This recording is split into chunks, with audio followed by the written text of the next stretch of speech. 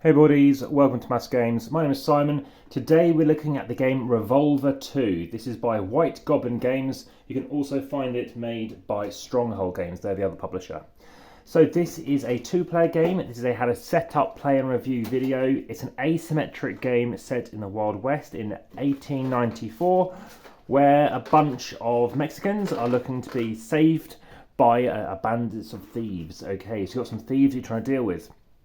Now you will find this in our Set Up, Play and Review video. You'll also find it in the AmassGames playlist, the Family Mate playlist, among many others. So please check out the various playlists, about 80 odd presently.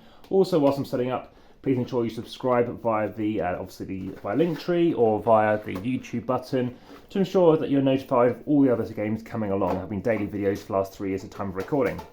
Okay, so as you see, it's Revolver 2, not 1. You can play with either of them. You can even mix the stuff together. It's by Mark Chaplin and Lee Capel. I believe they're British designers. And you have various tokens. So you have some true grit tokens. So put those off to the side. You've also got some special tokens that's going to be used by the Mapache, General Mapache, which Mapache is apparently Spanish for raccoon. They're the baddies. You can play the baddies, you can play the goodies. It's up to you. I have played both. Game's been very close. It's a very closely tight fought match. It takes about 45 minutes. And as you can see, I've put everything in this baggie. These represent the Mexican army. So one way of winning, there are 3 winning conditions, is to remove all of these from the card and you have won the game. Another way for this team, who represent basically this Padre, this team over here, this is one team, this is another team, is to also get to the final space on the board, which I'll show you where that is as well. And the other way this team wants to win is to kill off this Padre. Okay, as you can see, these might look quite familiar characters. This looks a bit like Clint Eastwood quite strongly. This is in a tin, as you can see. It's embossed, which makes this character's nose and face in particular stick out quite a long way, which is quite a cool effect. And whilst I'm setting up, I'm going to start giving a bit of the review, just because a little bit of time spent setting this up. So firstly, my average rating for a game is it's about 6.35, and this is a 7 out of 10 for me, which does match what people give it on boardgamegeek. So you've got various cards. Now the cards do fall around a bit in the box, which isn't good, and the rulebook is not the best. So you have different sets of cards. If you're playing Mapache, these are these brown kind of cards. So you have those here. As you can see, they are all brown. If you wish to play, obviously, as the good guys, let's say, you'll notice all these cards are slightly different. Now I have deliberately set these up in a certain way, which I'll show you why in a second. Yeah, I know these guys were inspired by the game Magic the Gathering. I believe that was their kind of key inspiration. These cards are green on the back, and you see there's a cross on the back. These ones have this raccoon tail, and hopefully the slight glare going there is fine to try and give you as much illumination as possible. Okay, like I said, you have different decks of cards. You have 61 in one. You happen to have 62 in the other. There's no shuffling. I.e., you will not go through the deck. You will not need to shuffle any discards or anything like that. So it's very clever. And games are extremely close. It's amazing how close these get. So we're talking about, first off, we're going to play the river. The reason why we're playing this all rivers stud poker tourney, the reason why we're playing this, it determines not first player, it determines the route that all these guys can be taking, chasing each other, and having these showdowns. So what do these cards look like? Well, over here, if you happen to play as Mapache, these cards are all odd numbered, 3, 1, 7, 9, etc. And these are even numbers, etc., 8, all the rest. And they have slightly different abilities. You're aiming to win 2 games. Now, if you happen to win, or you actually happen to play a card, you might get some starting hand bonuses, an extra card. You might be able to add, so you actually start off with 12, and you can add an extra 2 at most. So that's something you can do. As you can see, sometimes you can play a cheating card, which you'll see why it'll actually make things better. So you can play the game twice, and then ultimately, or until someone's won twice. And just let you know, the little card here that says both players take their poker decks. You're randomly going to discard 1 card. So you're going to have your respective deck, shuffle, discard a card face down, and back into the box. You won't need it again. You're not going to look at it. And then you're going to play a card face down and then reveal it. If you have a higher number, then ultimately you've won one of those 2 rounds. And the cheat card beats any number. The accusation cards beats the cheat card. Any number beats the accusation card. And the first to win 2 hands win the tournament. So once you've done all of that, all these cards are now going back in the box. And they are done with. So, bit of fun. If you like other Western themed games, check out all my videos for Western Legends. A similar concept using poker, but it's quite a cool idea. And those are done. And now that is gone back in the box. And now we're on to the starting layout. Now, you have 3 cards here for the start. Now, let's just say that it happened to be the Padres team that happened to win.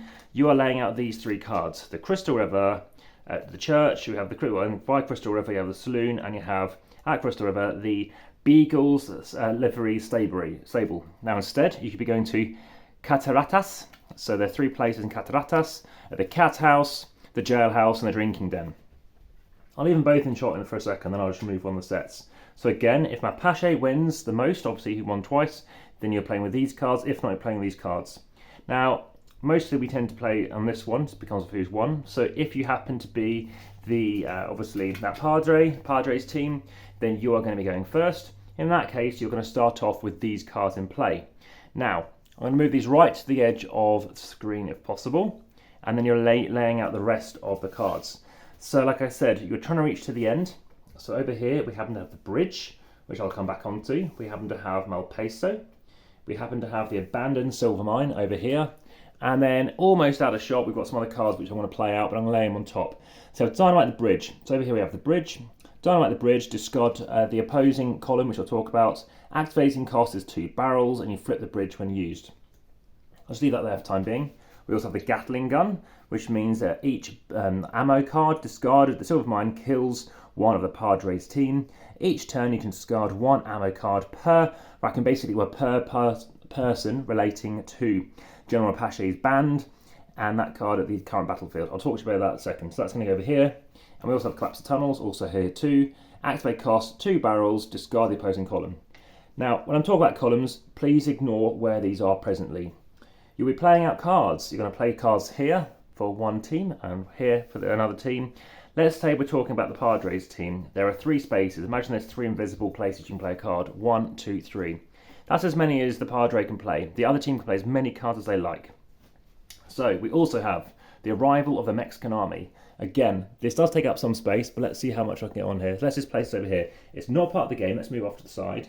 And again, it's going to take the Mexican army, which is going to take 4, and it's like I said, it's going to take a total of 12. So it doesn't matter where they are in here, but these called plasticky little cones represent the Mexican army. So I know that's 12 because there's 14 in total. I said you can't have more than 14. So 2, 4, 5, 6, 7, 8, 9, 10, 11, 12. We'll put these back in the bag for the time being. And that is set up complete. Hopefully that's of interest. Like I said, there are different win conditions, and we can just talk a bit more about obviously this rule book and stuff like in here. Only half of these 16 pages are rules. Half of it is telling you a little bit about these various characters. So approximately half, and there's a kind of a player aid on the back, which is fine. I wish they would have individual player aids for everybody, but for a 2-player game it's kind of fine. The layout is as they've done it. Having said that, I think there could be some slight improvements. Nice layout on what these cards represent, which we'll talk about in a second. And just to give you a bit more information, it's basically this Padre Esteban. So the bandits will be attacking. Mapache's men unleash the Gatling gun to devastating effect, while the villagers have a few tricks of their own. So again, you can either play with General Mapache deck, or you can play with the Padre Esteban deck. Now, Padre always goes first, so we'll just move these cards over here and represent ourselves as Padre, and let's go ahead and show you what you'll be doing. You'll be doing 3 things on your turn. They're slightly different than what you'll be doing, so bear that in mind. And let me explain what it is that you can do, in fact. So, you're firstly going to take your deck of cards, again 60 odd, shuffle them and draw 5. So 1, 2, 3, 4, 5. Okay, look at your 5 cards. Now, that's how the game starts. The very first thing you do on a turn is you draw 2 cards. So you normally have 5, always have 5 at the very beginning of the game, but then you draw 2 cards. So here's your 5 cards. The first thing you do is you draw 2 cards. But as you are the Padres team, the first thing you do is you use your marker on. This marker has a little 1 next to it. You might just about see it in shots, and as you can see, it means you can draw an extra card. There's something else I need to do, which actually I did deliberately set these up, is you're going to have some starting cards that represent the Padre, which I'll just sort out now. It's something you don't have to worry about if you happen to be playing as General Mapache. So here are the starting characters, 1, 2, 3, 4, 5, 6, 7. So here are your starting characters, and I'll move them just down to the bottom of the table just to show you that these are your starting characters, and you happen to have the Silver Lady, the Padre. So again, if Padre gets killed off, obviously you're meant to make sure that person stays alive the longest, then obviously you've lost. So for now I'm just going to leave that in the shots. You will need a bit more space, but we're just talking about this zone here for the time being. Aside from that, you're also going to have various other characters that can come into play. So we have Jim Colt, and we have various other people, 3, 4, 5, 6, 7, 8, 9, 10, 11, 12. 12 other people. So I mentioned that +1. This means you can draw one extra character. So just shuffled it, bring that person to play. We've now got Conchita Smiths, which means if killed, then add basically another person of the Mexican army. And again, we have enough to add more because we have an extra spare 2. Okay, so moving on to here. Now, this is a video you might want to watch multiple times. I have noticed people do need to kind of watch this more than times to understand it. Now, first thing we're doing, again, regular action, is you're drawing up 2 cards. 1, 2, 3, 4, 5. We've drawn 2 cards. You can now play as many cards as you like. Now, currently, we happen to be playing a Padre. We have +2 in this location. So we are currently winning a battle against Mapache, who every single turn then they attack, which I'll talk about in a second, they will be eliminating one of these characters. So, not only eliminating one, but we'll talk about why they want to keep doing that in a second when it's their turn. So currently they're winning, so we don't need to play much, but let's say you want to play this. We want to play the Telegram, and it's worth a barrel, but ignore that for the time being, because barrels are useful, as you can see over here on the bridge. 1 card, and it happens to lose one of these Mexican army. So, like I said, one way to win the game for the Padre is to have this card completely removed of all these. And in one particular game, only one of these was left. So that's how close it was. Okay, so now let's say that's all they're going to do. They're just going to stop, just so I can rush things along. Now it's the Mapache player's turn. Now they don't move this along. It's only when the Padre takes their turn does this move along. The first thing they do is they've got a hand of cards. So they don't have to sort out starting characters or anything like that. 1, 2, 3, 4, 5. They have 5 cards. 1, 2, 3, 4, 5. Again, they start with 5. They draw 2. That's the first thing they do on their turn. And now they can play cards. Now they can play as many as they like. So currently they're losing 2-0. So they're going to play out, let's say they play out this. They're going to play out Angela Motta, or they could play something else. You may discard this card from your hand to destroy 1 item here, which there isn't one. So for time being, let's play out a few things just to make it more interesting. We're playing out Luis Tubron, so that's going to go there. And we're also going to play out Royalias, which draws 1 card as well. So I'm going to play this out here. So I've now got a few cards, and I can draw 1 card. So I've now drawn 1 card. So that's my hand done. Now it's back to this player's turn. Oh, and now we have the attack phase. So the 3 things you do on this player's turn is firstly, draw, play as many cards as you want, and then attack. So when you attack, the way it works is you look at your value. So we have 3 black over here compared to a 2. It wins. If it wins, it kills off the weakest character, the character strength is top left. So it kills off one of these characters. So it says, right, you've got to kill off a character. So let's just say they kill off this character. They've now lost this card. It's gone. And now they've got this amount of characters left. If they could not kill a character, let's say it was equal value or something or lower, then one of these disappears as well, which again is one of their losing conditions. So that is something to bear in mind. So now it's the turn over here of the Padre. They've got some cards. The first thing they do always is they draw up 2 cards. So where's the deck for that person? They're over here. So they drop 2 cards. Oh, sorry, the first thing they do is they move. Now, these happen to be in green. So you can either go onto the green spaces or you can choose not to, and you can jump over here. Remember, if you can reach the end with the Padre, you win. So it depends if you want to go here, which brings out more characters, or you want to rush it. So let's just say they want to slow ball it. They bring out 1 of the extra characters. And now, the first thing they do is they draw 2 cards, which I may have already done. But let's say they draw 2 cards and they can play out cards. As you can still, we're still at the church. So right now, let's do this to get rid of another. These over here. We can kill off a raccoon, so we can kill off one of these people. So let's kill off this person here. Now that's there instead. And what else could we do? We're currently winning 2-1. And yeah, we could kill off another one if you wanted to. But let's leave it like that. So currently we're doing that. Now it's the other player's turn. The first thing they do, as always, is draw 2 cards, add it to their deck, play as many cards as they wish. Let's say they play, so let's just play this. Now this happens to have this green icon here, green 1. So currently we're winning 3-2 again. And they need to randomly discard, so they need to discard 1 card. It's a green icon. So they discard 1 card, like, oh, I don't know. Column limit, I don't know, how kind of strong are these cards? Let's just lose the rifle over here. So Beach's Bible's gone. Okay, and now we attack. So they're winning again. Because they win, they kill off one of these characters. Let's kill off Maria. So Maria's gone. So now it's back to the Padre's turn. They can move on again. They could jump again because greens are optional. Now they draw up 2 more characters. So 1, 2, and now they're going to play out some cards if they wish to. And let's kill off some of these people. So we're going to kill off a 2, and let's kill off another one, and let's leave it like that. So now it's obviously the Mapache's turn. We're still here. They draw 2 cards, and let's just say they do nothing. They don't play any cards. Well, as I mentioned, firstly, no one gets killed off, because obviously they have a lower number, 2 or +2 against a 0. As you can see, +2 here, 0, 0, 0, +2 again.